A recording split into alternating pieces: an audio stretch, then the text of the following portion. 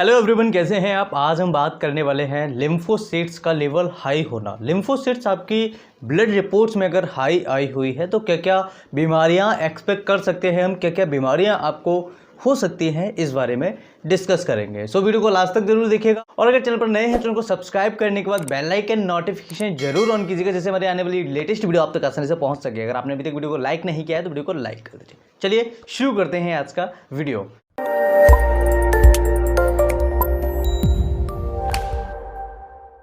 तो फ्रेंड्स, सबसे पहले समझ लेते हैं कि लिम्फोसाइट्स होता क्या है। अगर लिम्फोसाइट्स हमारे ब्लड में, हमारे शरीर में बढ़ जाता है तो इसके क्या कारण होते हैं, कौन सी ऐसी बीमारियां होती हैं जिनके कारण लिम्फोसाइट्स का लेवल हमारे शरीर में बढ़ जाता है। तो लिम्फोसाइट्स के बारे में समझ लेते हैं। लिम्फोसाइट्स हमारे ब्लड में, हमारे शरीर की एक ऐसी सेल्स होती है जो इम्यून सिस्टम का काम करती है। यानी कि जब भी हमारे शरीर में कोई इन्फेक्शन, वायरल, बैक्टीरियल, फंगाई या कुछ फॉरेन बॉडी या फिर शरीर में कुछ ऐसे तत्व जाएंगे जहाँ पर हमारे शरीर में जिस जगह पर वो पहुँचेंगे वहाँ पर WBCs को समझ में नहीं आएगा कि ये है क्या, जो हमारे शरीर के लिए नुकसानदायक है, तो ये उस पर अटैक करेंगे। जब ये उस पर अटैक करेंगे तो ऐसी कंडीशन में हमारे WBCs अपनी संख्या को बढ़ाएगा।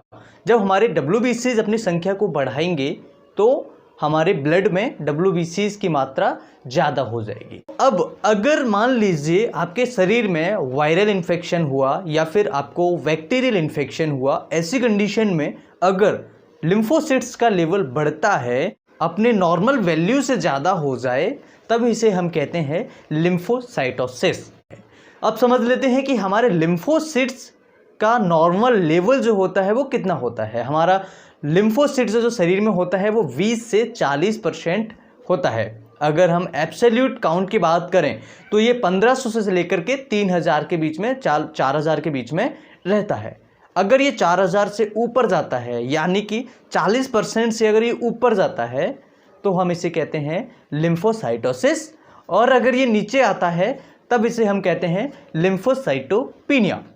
ओके, लिम्फोसाइटोपिनिया यानी कि इसका लेवल नॉर्मल से भी कम हो गया है। इसका मतलब है कि हमारे शरीर में कोई बहुत ज़्यादा इन्फेक्शन है, कोई ज़्यादा परेशानी है, जिसकी वजह से जो हमारे लिम्फोसाइट्स से, यानी कि जो हमारे मेन इम्यूनिटी के जो सिस्टम वाले जो सेल्स थे जो हमारे शरीर में इन्फेक्शन को आने से रोकते हैं, वही धीरे धीरे कम हो रहे हैं। इसका मतलब है कि हमारे शरीर में कोई ज़्यादा इन्फेक्शन है।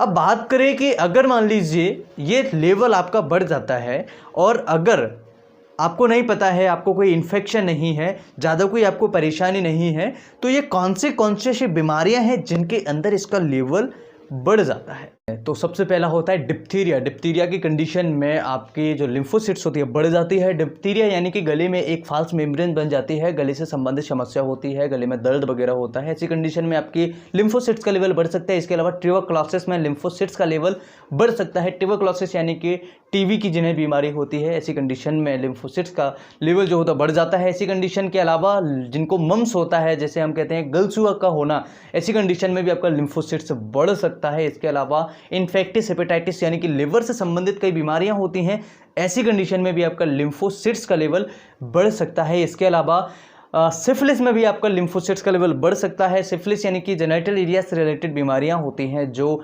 जिसमें खुजली ज़्यादा होती है, जिसमें फलक टाइप के स्ट्रक्चर्स बन जाते हैं, और अन्य समस्याएं भी सिफिलिस में आती हैं। इसके अलावा कई ऐसी बीमारियां हैं जिसमें बढ़ जाती है, जैसे थायराइड की समस्या होना। थायराइड यानी कि जो आपकी यहाँ पर थायरोक्सिन या TSH वगैरह जो हार्मोन्स लेवल होते हैं उनको मेंटेन या निकालना। ऐसी कंडीशन में जब ये आपकी थायराइड ग्लैंड्स ज़्यादा काम करती है या फिर जहाँ की जो सेल्स होती हैं वो ज़्यादा काम करने लगती हैं, जिसकी वजह से थायराइड टॉक्सिकोसिस हो जाता है, ऐसी कंडीशन में भी आपका लिम्फोसाइट्स का लेवल बढ़ सकता है। इसके अलावा कई सारी ऐसी बीमारियां हैं जैसे रिकेट्स है, माल न्यूट्रिशंस वगैरह है, ऐसी कंडीशन में भी आपका लिम्फोसाइट्स बढ़ सकता है। इसके अलावा बैक्टीरियल इन्फेक्शन में लिम्फोसाइट्स का लेवल बढ़ सकता है। इसके अलावा वायरल इन्फेक्शन में भी लिम्फोसाइट्स का लेवल बढ़ जाता है, लेकिन कई बार वायरल बैक्टीरियल इन्फेक्शन में ये कम हो जाता है। शरीर में कहीं सूजन हो रही हो, ऐसी कंडीशन में भी लिम्फोसाइट्स का लेवल बढ़ सकता है। यानी कि हमें एक पर्टिकुलर बीमारी का इंडिकेशन ये नहीं देती है, लेकिन इंडिकेशन ये ज़रूर देती है कि हमें जो बीमारी है वो 7-8 दिन के अंदर अंदर ये बीमारी हमें हुई है, अगर हमारा लिम्फोसाइट्स बढ़ा हुआ है तो। उम्मीद करते हैं कि इस वीडियो से आप लिम्फोसाइट्स के बारे में समझ गए होंगे। लिम्फोसाइट्स क्या है, लिम्फोसाइट्स कितने प्रकार की होती है, लिम्फोसाइट्स क्यों बढ़ती हैं, किन किन बीमारियों में बढ़ती हैं। अब ट्रीटमेंट की बात कर लेते हैं तो सबसे पहला ट्रीटमेंट होता है, जो बीमारी आपके शरीर में है उस बीमारी को ट्रीट करवा लीजिए, आपके लिम्फोसाइट्स का लेवल नॉर्मल आ जाएगा। यानी कि मान लीजिए आपके शरीर में आपको कोई ऐसी बीमारी है जिसकी वजह से लिम्फोसाइट्स का लेवल बढ़ रहा है, जब तक वो बीमारी ठीक नहीं होगी तब तक आपका लिम्फोसाइट्स का लेवल बढ़ा हुआ रहेगा, कम नहीं होगा। तो वो जो बीमारी है वो ठीक हो जाएगी, आपका लिम्फोसाइट्स का लेवल कम हो जाएगा।